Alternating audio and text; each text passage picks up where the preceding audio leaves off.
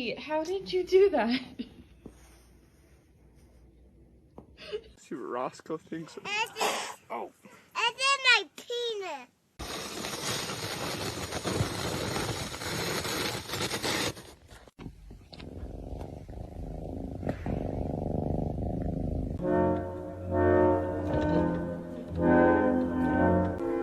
Kelly, why are you crying?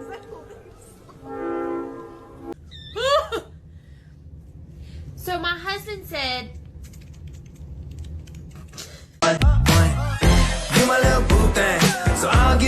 "Hey, buddy, what do you have for dinner today?"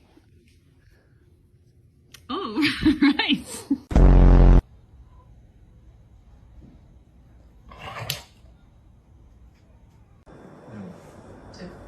No. Anyone? Just sit quietly.